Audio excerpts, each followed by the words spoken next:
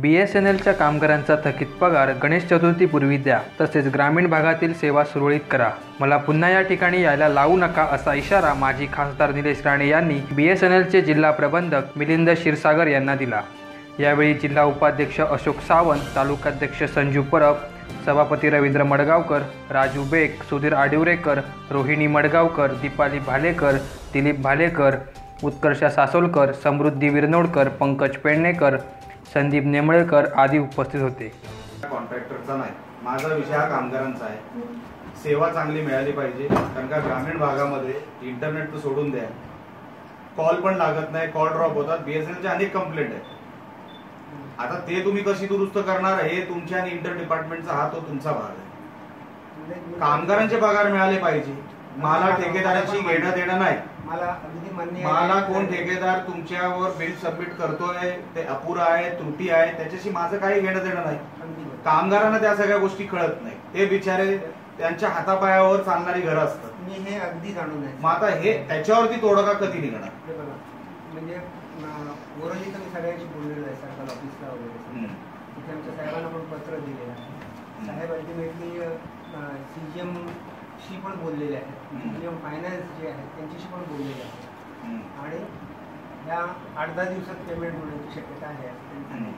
पण मी त्यांना म्हणलं की हे गणपतीच्या तोंडावर तुम्ही कमीत कमी 2 पेमेंट त्यांचे काढले पाहिजे. एक ह्यांचं बरेकरांचं आणि एक दुसरं. मला कामगारांचे पगार गणपतीच्या अगोदर हे मिळाले पाहिजे. मला इथे परत यायला लावू नका गणपतीच्या अगोदर. आम्हाला पण कारण का कसं आहे, मी काय एकदा आम्ही पक्षाच्या लेवलवर आम्ही एकदा विषय हातात घेतला, नंतर हाच पॉइंट मांडून मी पुन्हा भांडेल आमच्या वरच्या लोकांना. नाही, ते भांडा नाही तर भांडायला आम्हाला बोलवा. ते कुठेही असले तरी आमच्या कामगारांचा जर पगार मिळाला नाही, कारण का मीही खासदार होतो. मला कोणी दररोज येऊन भेटतंय आणि मला त्रास देतात. नाही, त्यांना जाऊन सांगा की निलेश राणे सांगून गेलाय की जर कामगारांचा पगार गणेश चतुर्थीच्या अगोदर, गणेश उत्सवाच्या अगोदर होत नाही तर मी माझी भूमिका स्पष्ट करणार. मी थांबणार नाही आणि मला परत इकडे यायला लावू नका. राणे एकदा आले तर त्रास होतो, दुसऱ्यांदा आले तर काय होतं हे सांगायची आम्हाला काही गरज नाही. तर तुम्ही ती भूमिका मांडावी. मी माझ्या मला पूर्ण प्रयत्न करणार आणि मी तुमच्या मताशी 101% सहभाग आहे. कारण मी पण ह्या मातीत रुळलेलो आहे. गणेश चतुर्थीचं महत्व मला माहिती आहे. कामगारांचं पण मला संवेदना आहेत माझ्या त्या बाबतीत. पण काही ठिकाणी माझ्या हात आत्ता सध्या बांधले गेलेले आहे. नाही, ते उघडा.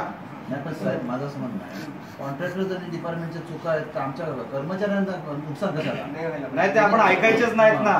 मी ऐकायला आलेलोच नाही. मला कुठलाही ठेकेदार माझ्या जवळचा नाही किंवा डिपार्टमेंटचा काय अधिकारी काय करतो ह्याच्याशी माझं घेणं देणं नाही. कामगार माझ्यासाठी महत्वाचा, सेवा माझ्यासाठी महत्वाची. ग्रामीण भागामध्ये राहणारा जो काही शेतकरी असेल, महिला असेल, कोण तरुण असेल, सेवा नाही आणि BSNL शिवाय दुसरा आधार नाही ग्रामीण भागामध्ये. मान्य, अगदी टोटली मान्य. मग आम्हाला भांडायला लावू नका तुम्ही. हे पहिल्यांदा आलोय म्हणून असं बोलतोय, उद्या परत एकदा आलो तर काहीतरी वेगळं करून जाईल. म्हणून अशी भूमिका मला घ्यायला लावू नका. तुम्ही माझी भूमिका जी आहे ती तिकडे मांडा. मी ज्या शब्दात सांगितले त्या शब्दातच तिकडे सांगा आणि मला परत इकडे यायला लावू नका. गणेश उत्सवाच्या अगोदर मला हे कामगारांच्या पगाराचा विषय सोडून द्या. सेवा चांगली कशी मिळेल त्याच्यासाठी दिल्लीमध्ये प्रस्ताव कुठले पाठवायचे. आता आमचे साहेब राज्यसभेवर गेलेले आहेत. तिकडे कमिटी, आता त्यांची पण कमिटी तिकडे सुरू होईल. त्या सगळ्या गोष्टी तिकडे सुरू होतील. साहेबांमार्फत तुम्हाला टॉवरसाठी, टेक्नॉलॉजीसाठी, इतर गोष्टींसाठी, पैशासाठी कशी मदत लागेल ती मला सांगा. आम्ही साहेबांच्या मार्फत तुम्हाला तिकडून मदत करतो ना. पण कामगारांचे पगार थकवायचे. तुम्ही फसवणूक करताय. हे एका तालुक्याचे 24 लाख आहे. 7 ते 8 हजार रुपये पगार देता तुम्ही. 2 मुलं, मला एक सांगा, इकडे माझ्याकडे बघा, नवरा बायकोनी 2 मुलं, पुसून दाखवा बघा 8-10 हजार रुपये.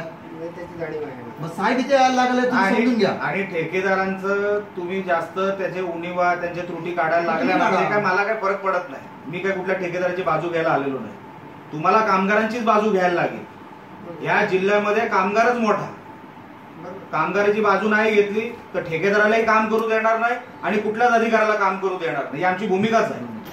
BSNLची अवस्था काय आहे तुम्हाला जिल्हावासियांना काही सांगायची काही गरज नाही. लोक ती सोचत आहेत. कामगारांचे पगार नाही. तुमच्या बोलण्यामध्ये आलं की काही महिन्यापासून नाही, तर माझ्याकडे जी आकडेवारी आहे ती सांगते की काही वर्षापासून कामगारांना पगार मिळालेला नाही. माझ्याकडे आकडेवारी जी आहे ती 2014-15ची पण आहे. ते मी इकडच्या अधिकाऱ्यांना सांगायला आलो होतो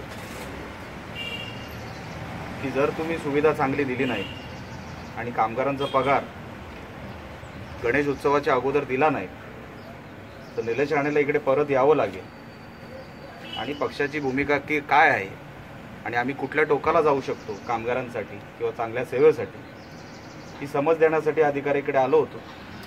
आता ते त्यांच्या वरिष्ठांशी बोलून घेतील आणि मला कळवतील.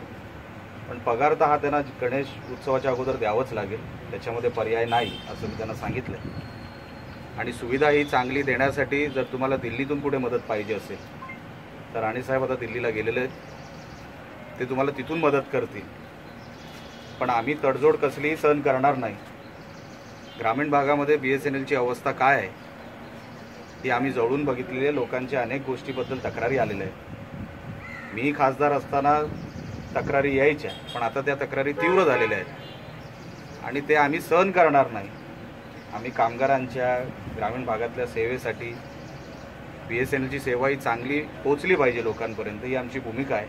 आणि त्याच्यासाठी कुठल्याही टोकाला आम्ही जाऊ त्याच शब्दामध्ये आम्ही अधिकाऱ्याला समजवलेलं. खरं तर साहेब हा BSNLचा एकूणच कारभार पाहिला तर त्याचे तुम्हाला आठवत असेल मी खासदार असताना कलेक्टर कार्यालयामध्ये एक जनता दरबार भरवला होता, तुम्हाला आठवत असेल तर माहीत नाही. आणि तेव्हा ती गोव्याचे अधिकारी बोलवले होते आणि स्थानिक अधिकारी बोलवले होते आणि त्याच्यातून तोडगा काढायचा प्रयत्न आम्ही केला होता. त्याला चांगलं यशही आलं होतं. आत्ताच्या खासदारांना शिवसेनेच्या वेळ नाही, जनतेच्या प्रश्नाला हात घालायची त्यांची तेवढी कुवत नाही आणि त्यांना तेवढा इंटरेस्ट पण दिसत नाही. त्यांना फक्त राणेंच्या विरोधात टीका कशी करायची, मातोश्रीचे उंबरटे कसे घासायचे आणि उद्धव ठाकरेंसमोर कसं चांगलं राणेंचा विरोधक म्हणून दाखवायचं, ह्याच्या पलीकडे त्यांना कामच शिल्लक राहिलेलं नाही.